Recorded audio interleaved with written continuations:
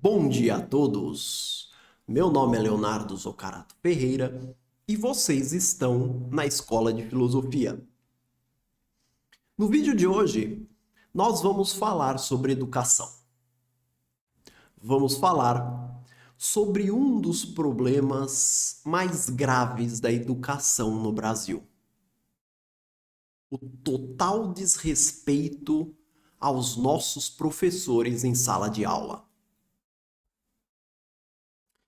Eu me sinto totalmente autorizado a falar sobre o tema, porque quando eu dei aula na escola pública, há 15 anos atrás, esse problema já existia. Eu vi de perto isso. Felizmente, não aconteceu comigo, mas aconteceu com colegas, sobretudo mulheres, infelizmente. E, como vocês vão ver, porque eu vou ler aqui rapidamente uma matéria de jornal, passados 15 anos, aparentemente nada mudou. Aliás, mudou sim, piorou. Piorou. Então, aparentemente, os nossos políticos estão muito ocupados discutindo problemas muito relevantes, como buracos de rua, radares de velocidade, nome de placa. Já é a hora da gente dar a eles um probleminha real para eles lidarem, para eles tentarem resolver.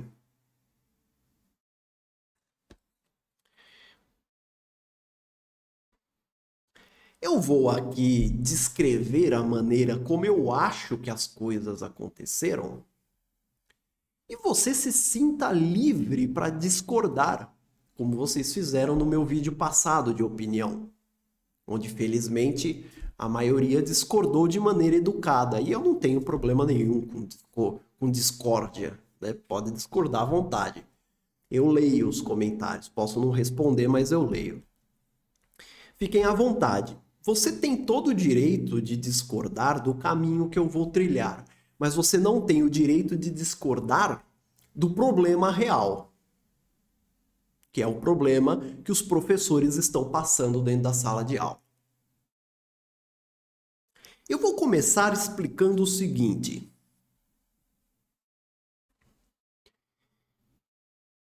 Quando nós estávamos no regime militar, na ditadura militar, por motivos óbvios, a disciplina era um valor central das escolas. Era aquela época em que as crianças respeitavam absurdamente os professores, né? Existiam muitos casos de professores que batiam em alunos, essas coisas todas. Havia um interesse óbvio do governo de impor uma autoridade, quase como se a escola fosse um quartel.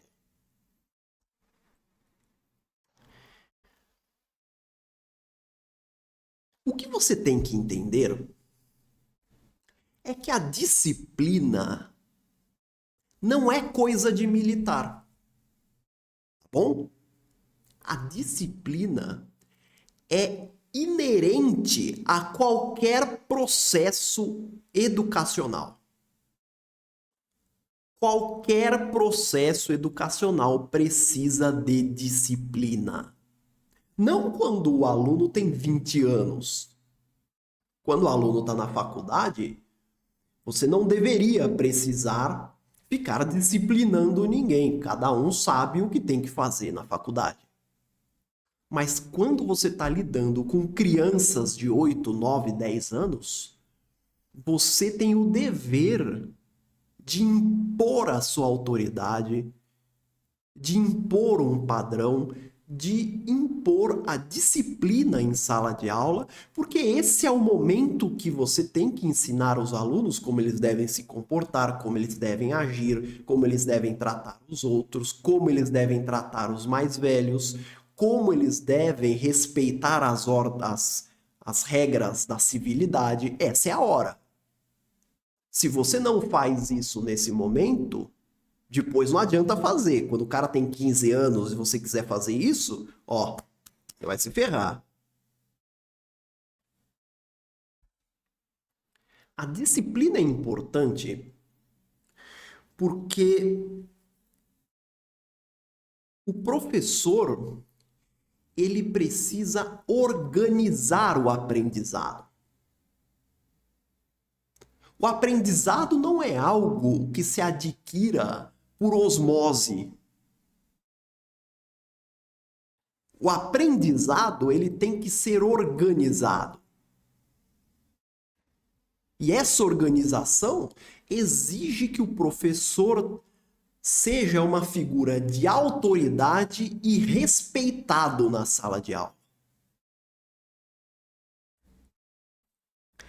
Ela ajuda o aluno a desenvolver coisas como responsabilidade, autocontrole, cooperação e coisas do gênero. Então, primeira coisa a aprender no vídeo: disciplina não é coisa de militar, disciplina é coisa de educação. E a disciplina não precisa existir apenas no regime militar. O que aconteceu, do meu ponto de vista, é que quando os opositores ao regime militar, sobretudo os socialistas, chegaram em posições importantes da estrutura educacional do Brasil, eles tinham aquele ressentimento do governo militar, natural, né? Por tudo que aconteceu. Eles tinham esse ressentimento. E esse é o erro deles. Eles confundiram disciplina com exército. Então, uma vez dentro dos aparatos públicos, eles abraçaram uma série de propostas cujo resultado foi enfraquecer o poder punitivo das escolas e dos professores e enfraquecer, em última análise, a autoridade dessas instituições.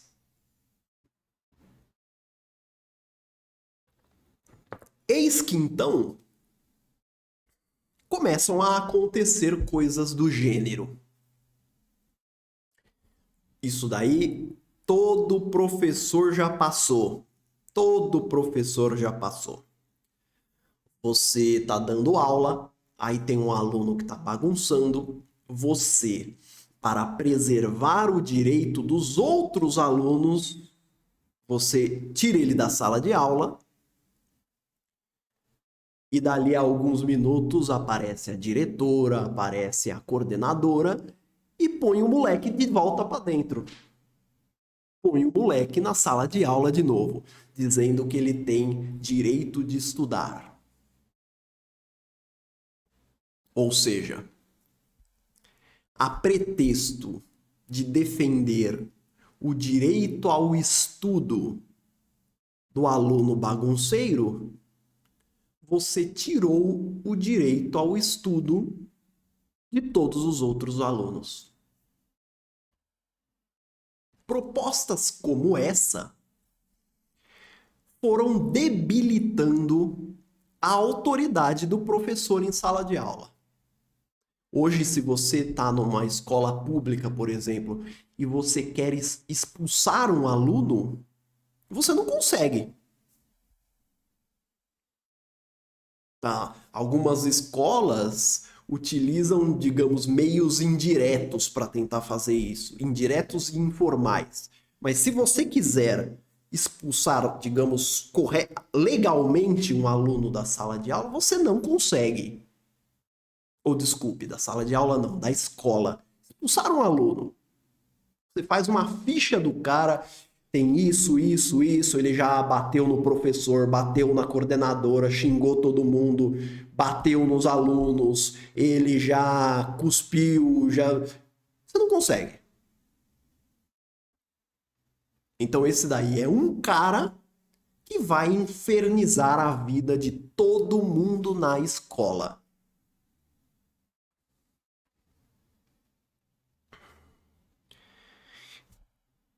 O efeito de tudo isso, obviamente, é uma queda vertiginosa da qualidade de ensino.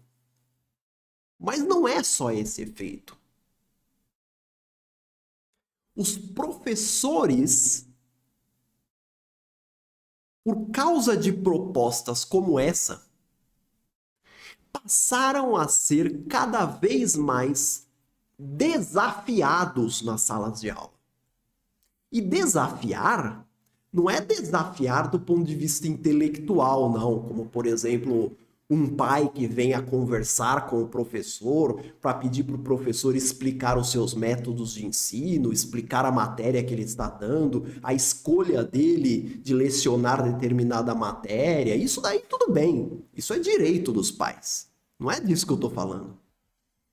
Desafiar aqui é o aluno que põe o dedo na cara do professor, que manda o professor para aquele lugar, que xinga o professor e que, em última análise, agride o professor.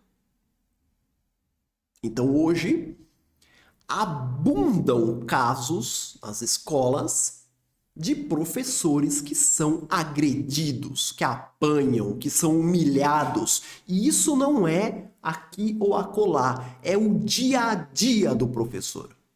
Eu convido, se tem aí algum professor de escola pública assistindo, eu convido você a deixar o seu depoimento aqui.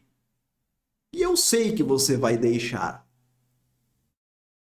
porque eu ouvia histórias como essa a todo momento. E o subproduto disso são os professores doentes. Aos montes.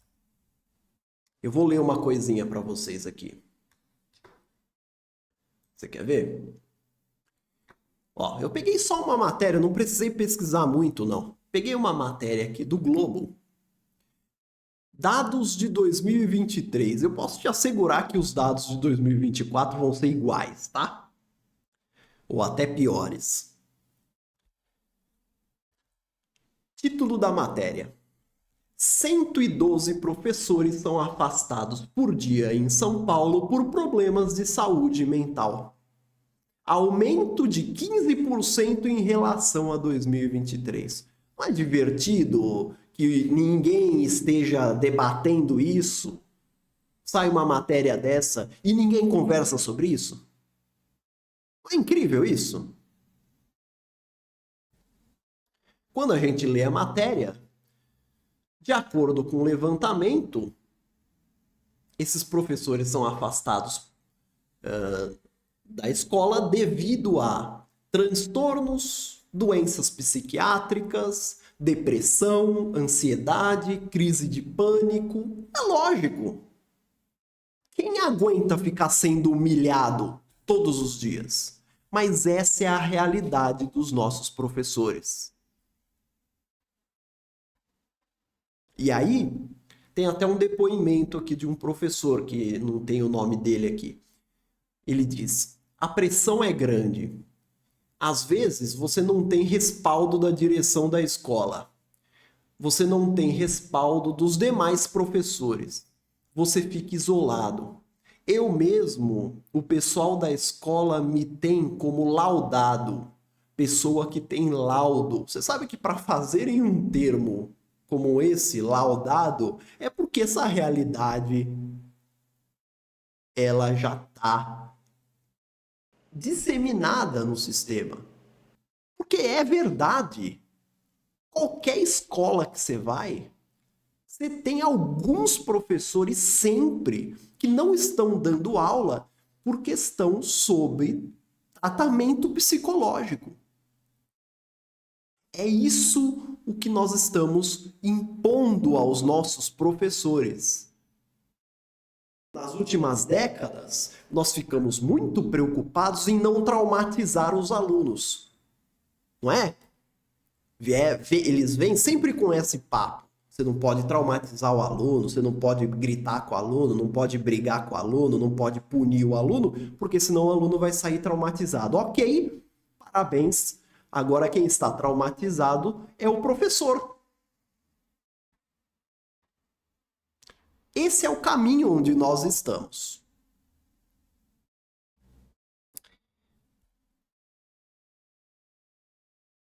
Então eu gostaria de perguntar assim, ninguém vai fazer nada a respeito, não? Ninguém vai discutir isso? Eu assisti outro dia aí,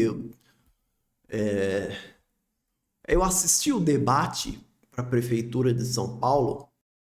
Ninguém mencionou isso. Ninguém mencionou. Como é que é? Ninguém vai fazer nada a respeito? Agora, eu estava também conferindo, fica difícil fazer algo a respeito quando você põe nos cargos públicos pessoas que não são professores.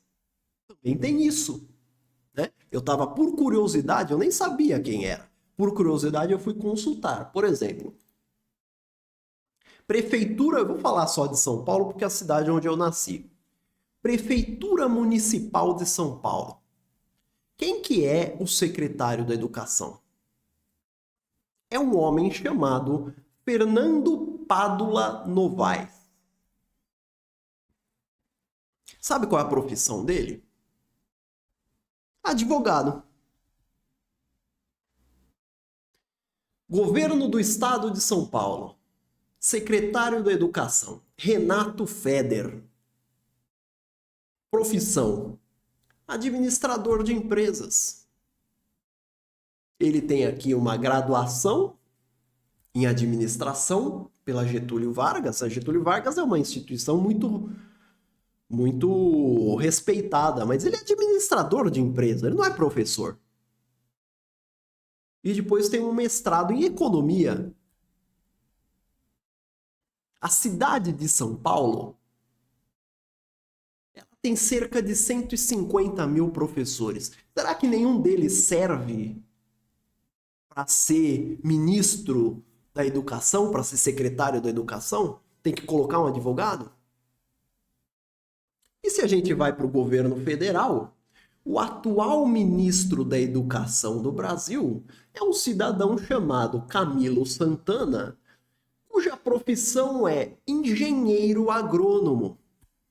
Então eu pergunto, como esperar que os órgãos públicos vão tratar adequadamente de um problema seríssimo dos professores se nem professores eles põem para ocupar as funções?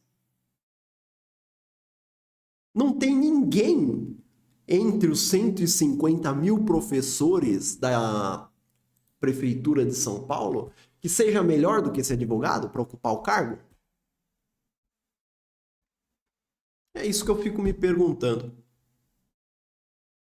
Então eu acho que já está na hora da gente levar esse problema a sério e começar a discutir isso aí, ao invés de ficar discutindo buraco de rua. Entendeu? É isso. Você vai dizer assim, professor, qual é a sua solução?